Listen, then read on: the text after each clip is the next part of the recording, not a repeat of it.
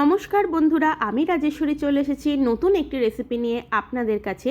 খেতে বড় ভালোবাসি আপনাদের প্রিয় এই চ্যানেলে। ক্যাপশন দেখে আপনারা এতক্ষণে বুঝেই গেছেন আমি কি রান্না করতে চলেছি। হ্যাঁ, লোটে বা লইটা মাছের ঝুড়ো। রান্নাটা বেশ ইউনিক, খুব কম সময় আর তার থেকেও কম উপকরণেই দুর্দান্ত স্বাদের এই রান্না হয়ে যাবে। চলুন তাহলে দেখে নিই কী কী করলাম। প্রথমে মাছটাকে একটু ভালো করে জল দিয়ে ধুয়ে নিচ্ছি।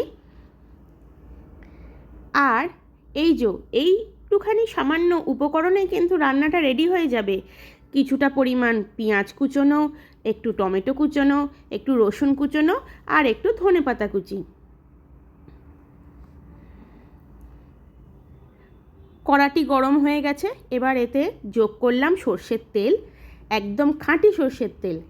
তাতে দিয়ে দিলাম 3টে মাঝারি সাইজের কুচোনো পেঁয়াজ।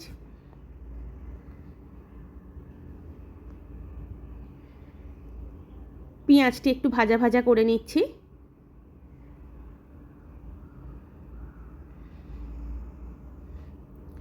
বেশ খানিকটা ভাজা হয়ে গেলে এবার আমি যোগ করছি 8-9টা মতন রসুন কুচোনো। এখানে রসুন কুচোনোটা যোগ করছি এই জন্য যাতে একটু গন্ধটা একটু বেশ স্ট্রং ফ্লেভার আসে। একটু লঙ্কা গুঁড়ো চিড়ে যোগ করছি যাতে একটু বেশ ঝাল ঝাল হয় এবং খেতেও খুব সুস্বাদু হয়। এইদিকে পেঁয়াজ আর রসুন কুচোনো ভাজা হয়ে গেছে, যোগ করলাম টমেটো কুচি, 2টো মিডিয়াম সাইজের টমেটো।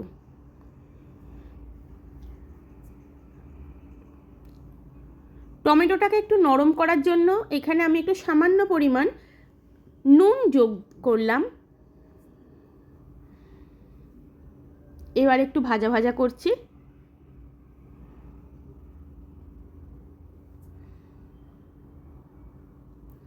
পেঁয়াজ টমেটো ভাজা হয়ে গেলে আমি 2 চামচের মতন আদা বাটা যোগ করছি। আদা বাটা দেওয়ার পর আমি এখানে 2.5 চামচ থেকে 3 চামচের মতন আমি রসুন বাটাও যোগ করলাম।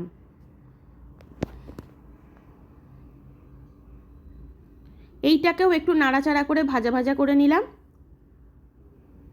ব্যাস, মশলা কিন্তু আর বিশেষ কিছু নেই এর মধ্যে। এবার যোগ করে দিচ্ছি লোটে মাছগুলোকে। হ্যাঁ, কাঁচাই যোগ করছি, এইটাতেই খেতে খুব সুন্দর লাগবে।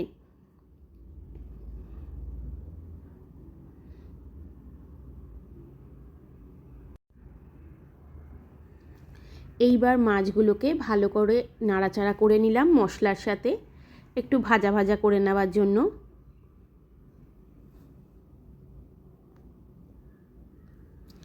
মাছের মধ্যে আলাদা করে জল যোগ করার কোনো রকম দরকার নেই, মাছের জলেতেই রান্নাটি ভালো করে তৈরি হয়ে যাবে।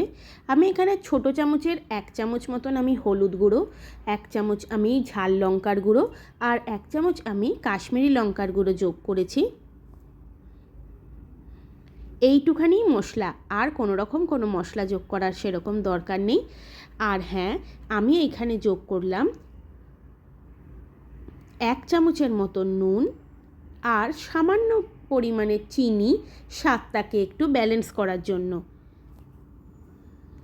আর এখানে যোগ করেছি 3 চামচের মতন আমি সর্ষে বাটা। এই সর্ষে বাটাই কিন্তু রান্নার স্বাদটা আরও বহুগুণে বাড়িয়ে দেবে। আর যে লঙ্কাগুলো চিড়ে রেখেছিলাম সেইগুলোও এখানে এখন যোগ করে দিলাম। আপনারা যদি আরও ঝাল ভালোবাসেন তাহলে আরও কতগুলো লঙ্কা যোগ করে নেবেন এবং গুঁড়ো লঙ্কার পরিমাণটা একটুখানি বাড়িয়ে নিতে পারেন। কড়াটাকে আমি সামান্য ঢাকা দিয়ে রেখেছিলাম।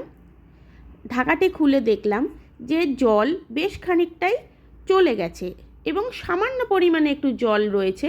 আমি আরেকটুখানি নাড়াচাড়া করলাম যাতে তলাটা না ধরে যায় কড়ার। আর আরেকটুখানি এটাকে তৈরি হওয়ার জন্য ঢাকা দিয়ে রাখবো।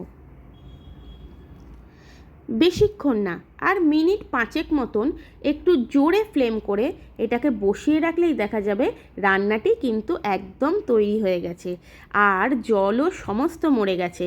এইবার আমি ধনেপাতা কুচিটি যোগ করে দিলাম আর যোগ করে নাড়াচাড়া করে ভালো করে মিশিয়ে নিলাম। ও, খুব সুন্দর গন্ধ ছেড়েছে কিন্তু, এবং রান্নাটা দেখতেও খুব লোভনীয় হয়েছে। চলুন তাহলে এবার পাত্রে ঢেলে নেওয়া যাক। কত কম সময়ের মধ্যে আর কম উপকরণে এই একটা দুর্দান্ত রান্না তৈরি হয়ে গেল। কি দেখতে দুর্দান্ত না? খেতেও সেরকমই দুর্দান্ত। কীরকম লাগলো রান্নাটা অবশ্যই জানাবেন লাইক এবং সাবস্ক্রাইব করে। ধন্যবাদ।